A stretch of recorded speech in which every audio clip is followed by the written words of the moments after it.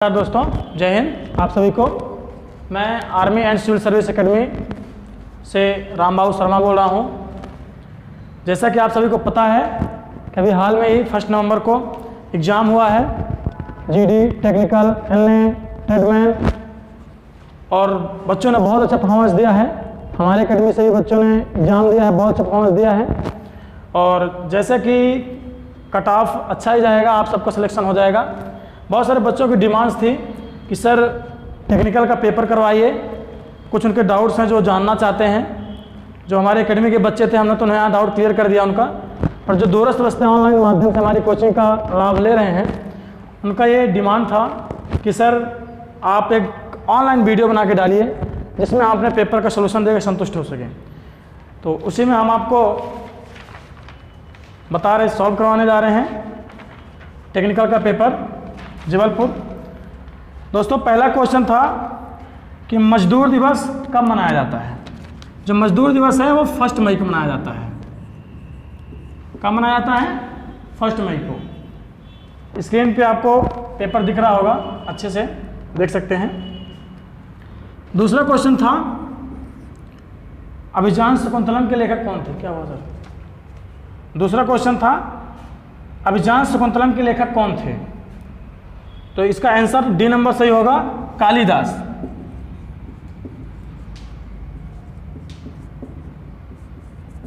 अभिज्ञान शकुंतलम लेखक कौन थे? कालिदास थे। तीसरा क्वेश्चन है कौन सा रंग इंद्रधनुष में नहीं पाया जाता।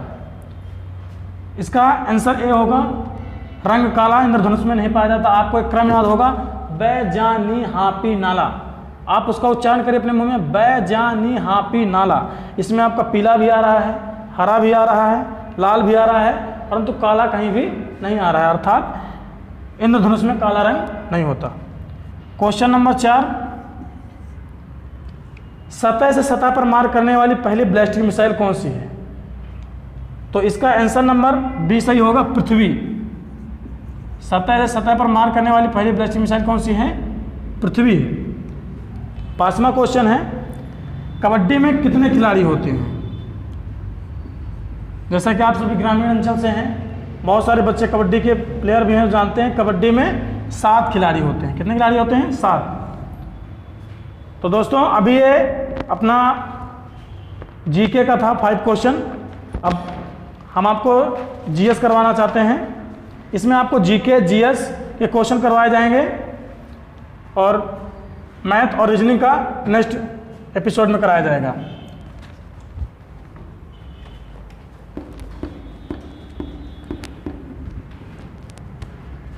अपना नेक्स्ट टॉपिक है फिजिक्स।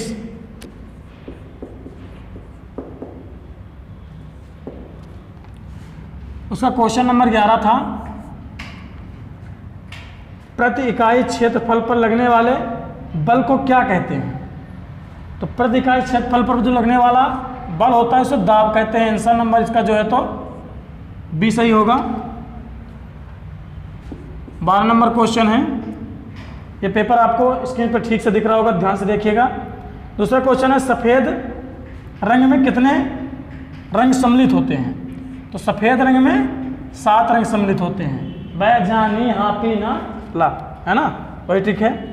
तीसरा जो 13 नंबर क्वेश्चन है फिजिक्स का, वो ये है कि एक पिंड का द्रव्यमान 200 ग्राम है।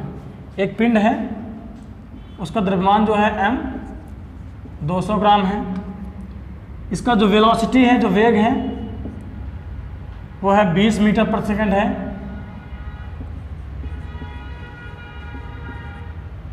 ना। तो पूछ रहा है तो पिंड की गतिज ऊर्जा क्या होगी। आप सभी को पता है कि पिंड की जो गतिज ऊर्जा होती है K = काइनेटिक एनर्जी बराबर होता है ½ mv²। अब यहाँ पर बहुत सारे बच्चे क्वेश्चन गलत कर देते हैं, डायरेक्ट मान पुट कर देते हैं, निकाल देते हैं वैल्यू। लेकिन यहाँ पर आपको यह ध्यान देना है कि ये जो है ग्राम में दिया है। किसमें दिया है? ग्राम में दिया है। और ये दिया है किसमें? मीटर, अर्थात ये सीजीएस में दिया है, सीजीएस पद्धति में दिया है, ये एसआई पद्धति में दिया है। तो आपको दोनों को सेम कर लेना है। या तो आप इसको सीजीएस में कन्वर्ट कर दीजिए, या तो आप इसको एसआई में कन्वर्ट कर लीजिए। इसके लिए आपको क्या करना है, जो ये CGS में इसको साइन कन्वर्ट कर लेना है। तो 200 ग्राम में आप 1000 का भाग देंगे, चूँकि 1 किलोग्राम में 1000 ग्राम होता है। तो यहाँ पर कट करके क्या आ जाएगा,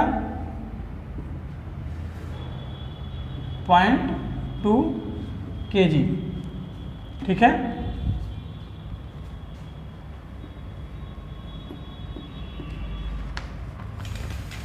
अब यहाँ पर जो हो गया ये बराबर हो गया 0.2 kg की।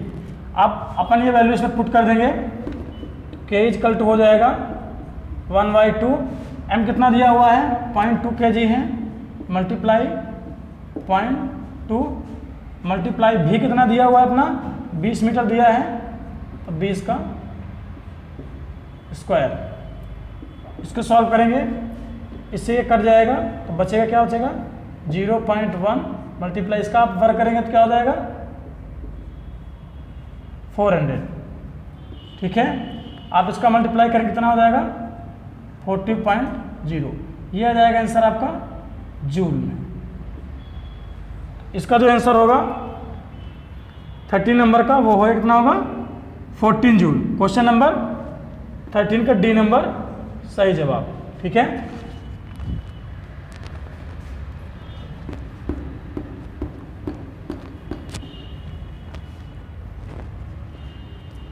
नेक्स्ट क्वेश्चन है 14 नंबर का। ये बहुत ही बार इंडियन आर्मी में पूछा गया क्वेश्चन है और बहुत ही पॉपुलर क्वेश्चन है, हर एग्जाम में लगभग पूछा ही जाता है। पानी का अधिकतम घनत्व किस तापमान पर होता है? तो पानी का जो अधिकतम घनत्व होता है वो 4 डिग्री सेंटीग्रेड पर होता है। अब यहीं पर कभी कभी क्वेश्चन पूछ लेता है कि पानी का न्यूनतम आयतन किस पर होता है? तो न्यूनतम आयतन जो होता है वो भी 4 डिग्री पर होता है। 4 डिग्री पर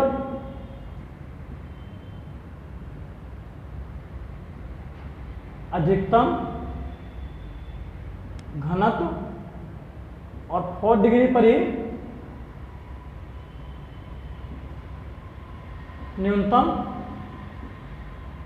आयतन दोनों होता है। पर यहां पर जो है तो क्या होगा, अधिकतम घनत्व पूछा है कि पानी का अधिकतम घनत्व किस टेम्परेचर पर होता है, तो आप क्या आंसर लगा देंगे 4 डिग्री, अर्थात कि आपका आंसर नंबर ए वाला सही होगा। ठीक है, नेक्स्ट क्वेश्चन है 15 नंबर। 15 नंबर में पूछा गया कि एक तार में 16 ओम प्रतिरोध है, उससे पिघला कर एक नया तार बनाया जाता है जिसकी लंबाई आधी हो जाती है, तो नए तार का प्रतिरोध क्या होगा? देखिए यहाँ पर एक वायर है, ये क्वेश्चन नंबर 15 है आपका।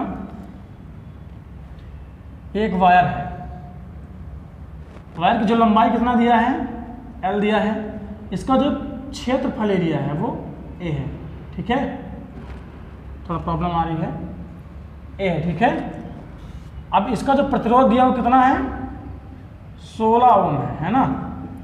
अब कह रहा है यहाँ पर क्या रहा सवाल, कह रहा है कि अगर इसको हम पिघला करके इसका आधे लंबाई का बना देते हैं, अर्थात ये जब पिघलेगा थोड़ा मोटा हो जाएगा है ना, तो ये लंबाई जो होगी ये नई लंबाई L1 हो जाएगी जो बराबर होगी L/2 के। तो इस सवाल में कह रहे हैं कि लंबाई तार की आधी कर दी जाती है पिघला कर। अब चूंकि पिघला कर बनाएंगे तो मोटा भी हो रहा है, तो ये जो एरिया होगा A1 वो इससे ज़्यादा होगा है ना, इससे ज़्यादा होगा। तो इस चीज़ की कितना ज़्यादा होगा इस चीज़ को पता लगाने के क्या करते हैं, आपको पता होगा बेलन का जो आयतन होता है वो क्या होता है, वो होता है L गुणे A। ठीक है, L यहाँ पर इसकी लंबाई होती है और A इसका क्या होता है, अनुप्रस्थ काट का क्षेत्रफल होता है। ठीक है, तो ये पहले वाले तार का है, जब तार को पिघलाया जाता है तो उसकी लंबाई L1 हो जाती है और क्षेत्रफल क्या हो जाता है A1 हो जाता है। अब यहाँ पर आप L1 की जगह में क्या वैल्यू रख देंगे, L/2 रखेंगे।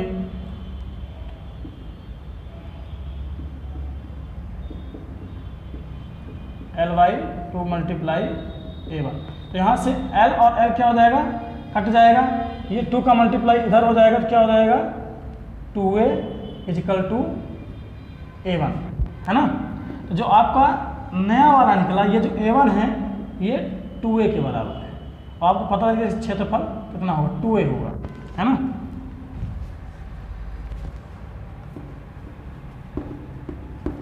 अब यहाँ पर प्रतिरोध निकालने के लिए क्या होता है, फार्मूला होता है, आपको पता होगा ओम के नियम से होता है R बराबर L/A, ये फार्मूला होता है ना। ये इसका R प्रतिरोध था, R बराबर आपको निकालना है कि इसका प्रतिरोध निकालना है R1, है ना। तो R1 बराबर आप क्या रख देंगे, R1 बराबर हो जाएगा L1/A1, है ना। यहाँ पर R1 बराबर हो जाएगा, दिख रहा है नीचे का, R1 बराबर हो जाएगा, L1 की वैल्यू कितनी है, यहाँ पर आपने देखा था L/2 है, यहाँ पर आप क्या रख देंगे L/2। A1 की वैल्यू कितनी आई है, 2A आई, आप यहाँ पर क्या रख देंगे 2A। इतना तो आपको समझ में आ गया होगा, है ना। अब जो ये R1 है आपका, यहाँ पर जब 2 नीचे आएगा तो ये हो जाएगा L2 × A बराबर हो जाएगा L/4A। अब चूंकि ये जो इतना है, ये इतना आपका R है, बराबर क्या हो जाएगा R1 बराबर R/4, ठीक है। अब यहाँ पर आपकी R की वैल्यू कितनी दी हुई है, आपने अभी यहाँ पर लिखा था R 16 ओम प्रतिरोध था, R1 बराबर क्या होगा, आप यहाँ पर 16 रख देंगे बाई 4, R1 बराबर आपका आ जाएगा 4 4 जा 4। तो जो तार को पिघला कर जब आधी लंबाई पे बनाया जाएगा तो जो नया प्रतिरोध होगा उस तार का वो हो जाएगा 4 ओम। तो इसका जो आंसर सही होगा वो होगा ए नंबर सही होगा, है ना। A number is the correct answer, okay.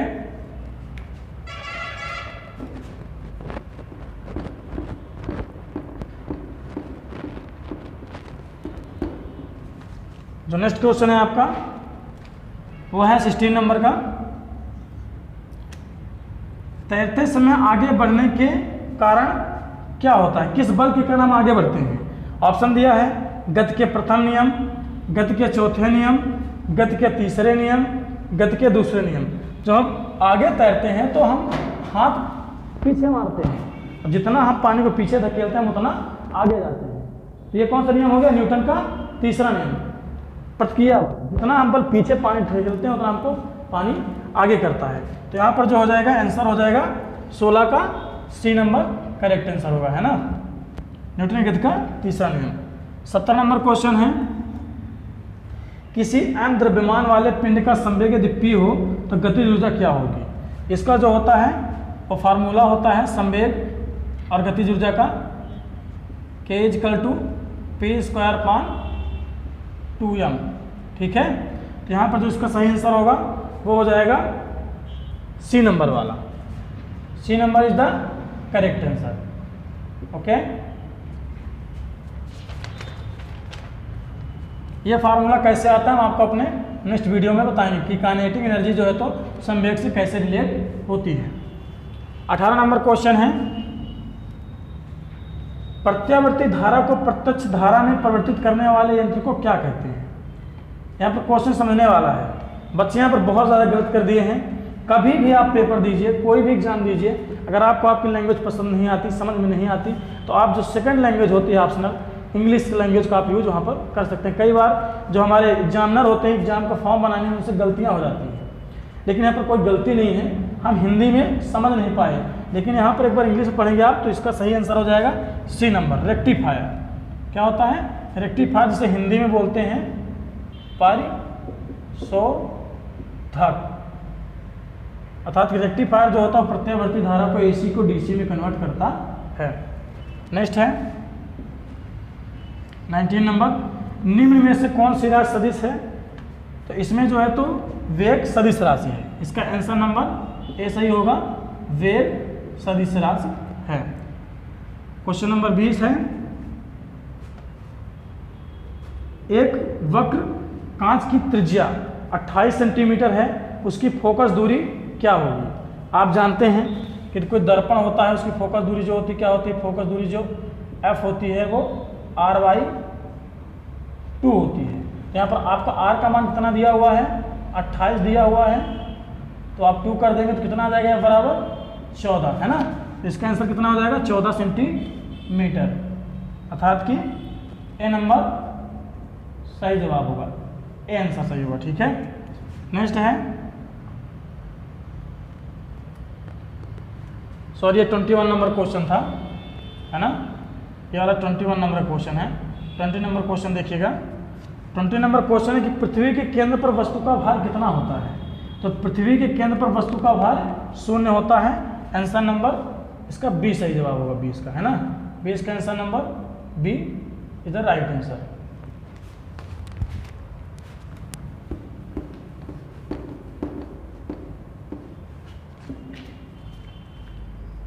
Next है क्वेश्चन नंबर 22, कहता है कि आराम की अवस्था शुरू, एक पिंड क्या है, आराम की अवस्था में है।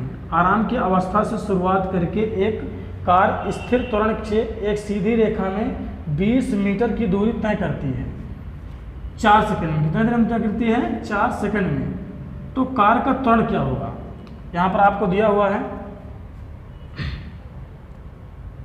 S बराबर दिया है, एक आराम की अवस्था से शुरू करके एक कार स्थिर त्वरण की एक सीधी रेखा के संग 20 मीटर की दूरी तय करती है।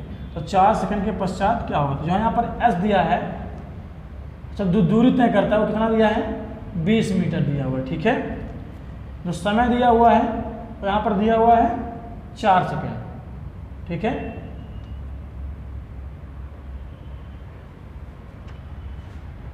अब यहाँ पर आपको निकालना है कि कितना त्वरण तय करता है। तो यहाँ पर एक आप समीकरण लगा देंगे, न्यूटन का जो गति का तीसरा समीकरण होता है, दूसरा समीकरण होता है यस बराबर ut plus half AT square, है ना।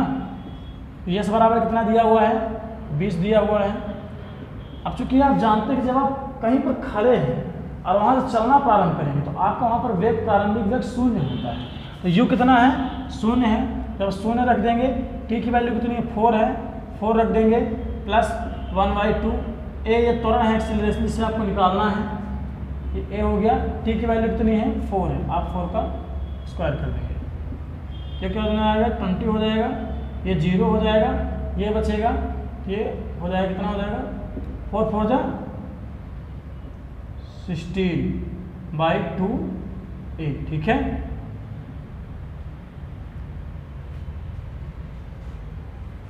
अब आपको क्या करना है? इसको इधर मल्टीप्लाई हो जाएगा, ये 20 × 2/16 equal to a equal to, जो इसका आंसर हो जाएगा वो हो जाएगा 2.5 मीटर पर सेकेंड स्क्वायर। ठीक है, जो आपका आंसर नंबर होगा D number, D is the correct answer. ठीक है, D is the correct answer.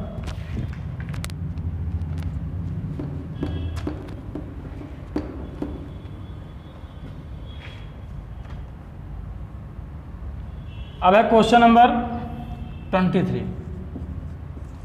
23 में क्या कहता है कि एक अवतल लेंस की फोकस दूरी ज्ञात कीजिए जिसकी क्षमता 2 डायोप्टर है। ठीक है, तो जो d बराबर कितना दिया है? d बराबर 2 है, 2 डायोप्टर दिया है। आपको क्या निकालना है? लेंस की फोकस दूरी f निकालना है। ठीक है, तो चूंकि आप जानते हैं कि f बराबर क्या होता है, सॉरी d बराबर होता है 1/f। इस फार्मूले से आप निकालेंगे तो f बराबर क्या हो जाता है? 1/d, और इसका जो आंसर होगा वो आंसर आपका आ जाएगा जो है तो 0.5 मीटर। और अगर आप सीरीज पद्धति निकालेंगे तो कितना आ जाएगा? 50 सेंटीमीटर। इससे आप पैरामीटर को चेंज कर लीजिएगा, मीटर सेंटीमीटर में फर्क होता है। ठीक है, तो इसका जो राइट आंसर होगा वो होगा ए नंबर, है ना। 23 का A number is the right answer.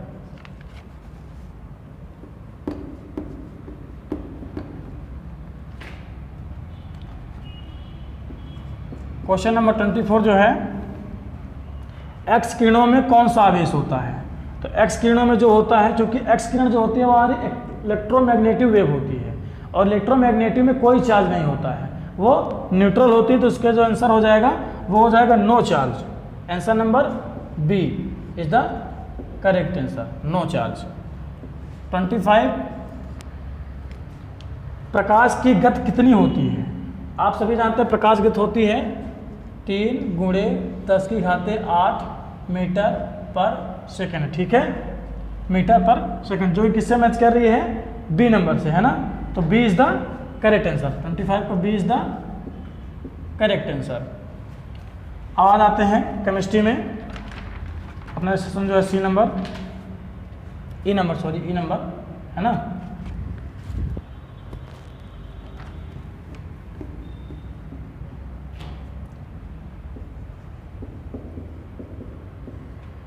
इसका जो क्वेश्चन है केमिस्ट्री का पहला क्वेश्चन है 40 नंबर 1 का, आप सभी स्क्रीन पर दिख रहा है पेपर, देख सकते हैं, ओरिजिनल पेपर है ना।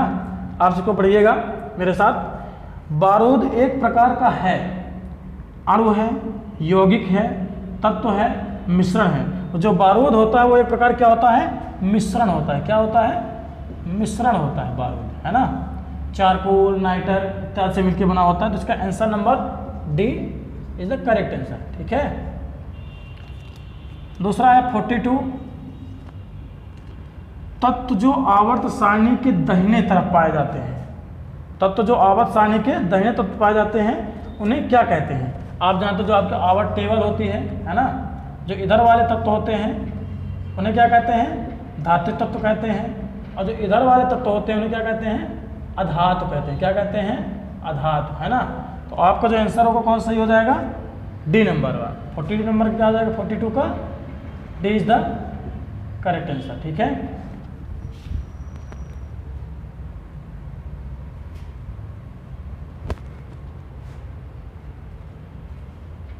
(43) नंबर क्वेश्चन है,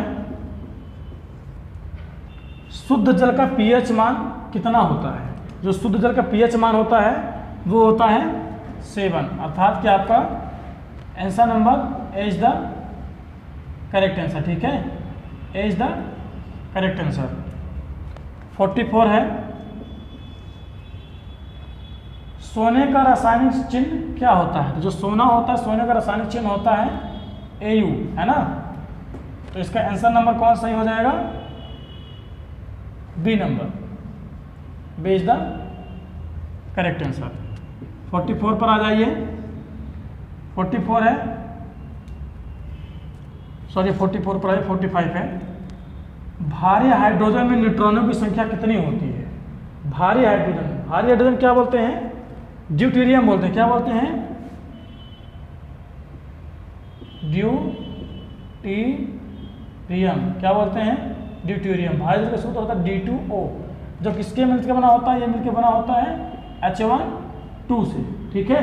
ये जो होता है इसका क्या होता है, परमाणु द्रव्यमान होता है, इसकी परमाणु संख्या होती है। तो परमाणु द्रव्यमान में परमाणु संख्या घटा देते हैं तो प्रोटॉन की संख्या और न्यूट्रॉनों की संख्या आ जाती है।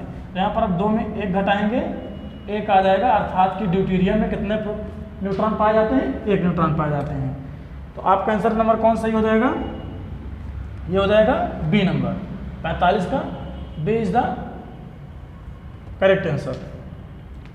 नेक्स्ट है 46 नंबर, वह परमाणु जिसका इलेक्ट्रॉन ना तो कम हो सकता है और ना ही बढ़ सकता है वह क्या कहलाता है। देखिए यहाँ पर क्वेश्चन को घुमाया गया है कि वह परमाणु जिसका इलेक्ट्रॉन ना तो बढ़ सकता है और ना ही घट सकता है, वह तत्व क्या कहलाते हैं। जब कोई किसी से परमाणु जब इलेक्ट्रॉन, आप जानते हैं कोई भी तत्व किसी से क्रिया तब करता है जब उसके इलेक्ट्रॉन दूसरे इलेक्ट्रॉन से क्रिया करते हैं।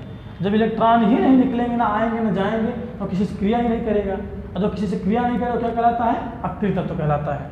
तो यहाँ पर क्या हो जाएगा 46 का डी नंबर, अक्रिय तत्व। इसका 46 का D number is the right answer.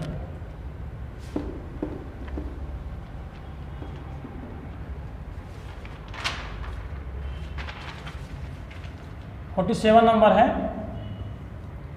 ये बहुत सारे बच्चों का कमेंट आया था कि सर ये हमारा क्वेश्चन गलत हो गया है ना। कुछ बच्चों ने कहा कि सर हम इसमें हरा लगा के आए हैं, हरा होगा। कुछ बच्चों ने कहा कि सर ये क्वेश्चन ही गलत है, प्लस पॉइंट मिलेगा। तो इसका मैंने सोल्यूशन निकाला है ना। तो इसका जो आंसर होगा कि अगर जिंक को कॉपर सल्फेट में घोला जाए तो कॉपर सल्फेट का रंग कैसा होगा। तो जब जिंक को कॉपर सल्फेट में घोला जाता है तो क्रिया करने के बाद जो कलर प्राप्त होता है वो होता है कलरलेस होता है। क्या होता है, अर्थात कि रंगहीन, रंगहीन। अर्थात कि जो आंसर नंबर इसका है वह B number is the right answer. 48 number question है, रासायनिक परमाणु में विंदी विंदी एक समान होते हैं। तो जो समस्थानिक परमाणु में विंदी विंदी एक समान होते हैं। जो समस्थानिक परमाणु होते हैं उसमें जो है तो परमाणु क्रमांक समान होता है। क्या समान होता है? परमाणु क्रमांक। इसका जो है तो A number is the right answer. 49, पानी में नमक मिलाने से क्या होता है? पानी में नमक मिलाने से ऑप्शन दिया है, क्वथनांक बढ़ता है, घटता है, क्वथनांक में कोई बदलाव नहीं होता, जमाव बिंदु बढ़ता है। तो दोस्तों मैं आपको बताना चाहूँगा, जब पानी में नमक मिलाते हैं तो उसका क्वथनांक क्या होता है? बढ़ जाता है। क्या होता है? बढ़ जाता है। अर्थात कि ए इज द राइट आंसर। आपने गौर किया होगा, जब कभी आप कोई भोज्य पदार्थ को उबालते हैं, जैसे आलू वगैरह हो गया, ज़्यादा टाइम लगता है ना, तो आप उसमें थोड़ा नमक डाल देते हैं और नमक डालने से जल्दी से उबल जाता है। क्यों? क्योंकि उसका जो क्वथनांक होता है वो बढ़ जाता है। खासकर अंडे जो उबालते हैं लोग, है ना, बेचने वाले, वो इसका ज़्यादा इस्तेमाल करते हैं। 50 नंबर क्वेश्चन है, शुद्ध बर्फ का रासायनिक सूत्र क्या होता है? जो सूक्ष्म बर्फ होती है उसका रासायनिक सूत्र होता है CO2। इसे ठोस बर्फ भी कहते हैं ना, ठोस बर्फ, ठोस CO2, है ना। तो धन्यवाद दोस्तों पूरा वीडियो देखने के लिए। हम अगला सेशन लेके आएंगे रीजनिंग का और मैथ का, क्योंकि वीडियो बहुत लंबा हो जाएगा, है ना। तो नेक्स्ट सेशन में हम आपको आपका B और C कंप्लीट करवा देंगे, जिसमें कि मैथ और रीजनिंग के क्वेश्चन कराए जाएंगे। दोस्तों आप सभी इसका आंसर अपना मैच कर लीजिए, इसको ज़्यादा से ज़्यादा अपने दोस्तों से शेयर करिए, ताकि सभी अपना सही आंसर देख सकें और आप खुद डिसाइड करिए कि आपने कितने सही किए हैं, आपके कितने मार्क्स प्राप्त होंगे। जय हिंद, जय भारत। पहले बहुत इंस्पिरेशन हुआ सर रियलिटी में। मैं पहले